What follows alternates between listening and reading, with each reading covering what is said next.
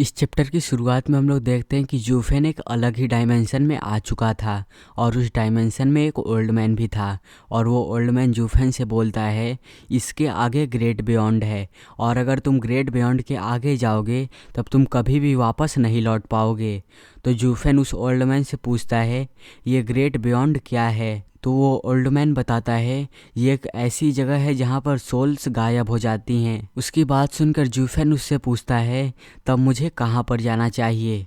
तो वो old man बोलता है अभी के लिए तुम यहीं पर रुको। लेकिन फिर से वही आवाज़ सुनाई देने लगती है, 9 सेरेनिटीज़, 9 सेरेनिटीज़, हम लोग तुम्हारे रिटर्न का वेट कर रहे हैं। और वो आवाज़ जूफेन और उस ओल्ड मैन उन दोनों को आ रही थी। और जूफेन उस ओल्ड मैन से पूछता है क्या ये सभी लोग तुम्हें बुला रहे हैं।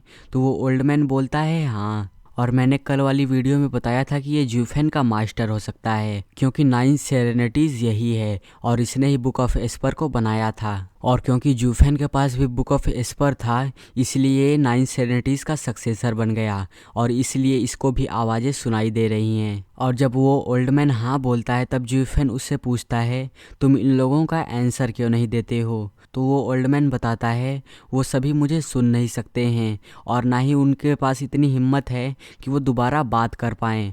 मैंने कुछ प्रॉमिस किया था और मैं उस प्रॉमिस को पूरा करने में फ़ेल हो गया, इसीलिए मैं यहाँ से वापस नहीं लौट सकता हूँ। और जो जूफेन की वहाँ पर सोल गई थी वो भी अब धीरे धीरे फेड होने लगती है और वो पहले के कंपेयर्ड और भी ज़्यादा धुंधली हो जाती है। और फिर वो ओल्ड मैन बोलता है अगर तुम्हारे पास पाथ नहीं है तब तुम यहाँ से कभी भी नहीं लौट सकते हो जब तक तुम्हारे पास वो। लेकिन वो बीच में ही रुक जाता है और बोलता है एक्सेप्ट देयर, तुम वहाँ से जा सकते हो। और जूफेन भी वहाँ पर देखता है और वह कुछ और नहीं बल्कि ग्रेट बियॉन्ड था। और वो ग्रेट बियॉन्ड एक पोर्टल जैसा लग रहा था जिसमें कि ब्लैक और रेड कलर मिले हुए थे।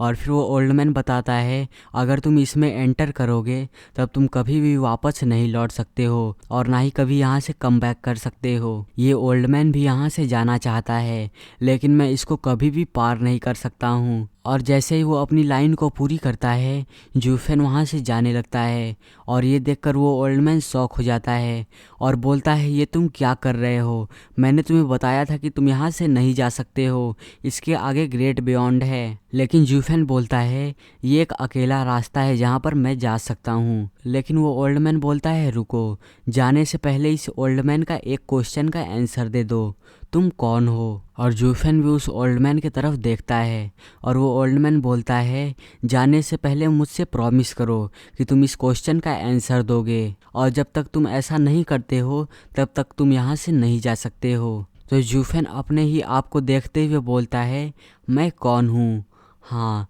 मैं कौन हूँ। और उसको कुछ भी याद नहीं आ रहा था कि वो कौन है या फिर कहाँ से आया है। और ये ओल्ड मैन भी देख लेता है और अपने मुंह पर हाथ रखते हुए बोलता है इसकी सोल एसेंस अब इतनी कमज़ोर हो गई है कि अब ये कम्प्लीटली डिसअपीयर होने वाला है, यहाँ तक कि इसके ट्रेसेस भी नहीं बचेंगे। और इसकी सोल अब इतनी वीक हो चुकी है कि यहाँ तक कि ये अपने नाम को भी याद नहीं कर पा रहा है। ये सब कुछ ख़त्म हो गया, मैं फिर से फेल हो गया, अब मैं दोबारा से वापस नहीं लौट सकता हूँ। मुझे उसको फॉलो करना होगा और किसको फॉलो करना होगा ये हमें नहीं बताया जाता है। और जूफेन सोच रहा था कि मैं कौन हूँ, मैं कौन हूँ। लेकिन तभी ऊपर से गोल्डन कलर की लाइट्स निकलती हैं और वो सारी गोल्डन कलर की लाइट्स जूफेन के ऊपर पड़ने लगती हैं।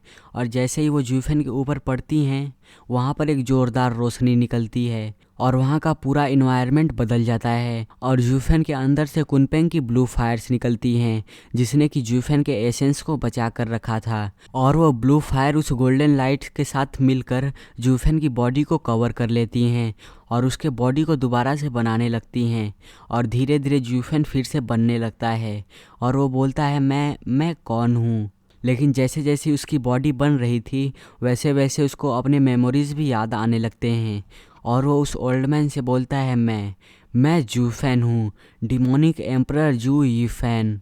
और अब कुनपेंग की फायर ने और गोल्डन डेसिमेटिंग ड्रैगन के फ्लेम ने जूफेन के बॉडी को कम्प्लीटली दोबारा से बना दिया था और वो शायद पहले से थोड़ा सा बदला हुआ लग रहा था। और फिर जूफेन को वहाँ से बाहर निकलने का एक रास्ता दिखाई देता है और वो वहाँ से जाने से पहले उस ओल्ड मैन की तरफ देखता है जहाँ पर उस ओल्ड मैन की भी बॉडी वहाँ से डिसअपीयर हो रही थी। और जूफेन उससे बोलता है तुम बताओ कि तुम कौन हो। तो वो ओल्ड मैन डिसअपीयर होने से पहले बोलता है जब हम लोग फिर से मृत्यु के अंत पर रहेंगे तब हम दोबारा से मिलेंगे, या फिर तब जब हम डाओ को अचीव कर लेंगे। और वो हंसते हुए वहाँ से डिसअपीयर हो जाता है और जूफेन बस उसको देखता ही रह जाता है। और जूफेन को अभी भी समझ में नहीं आ रहा था कि वहाँ पर क्या हुआ है।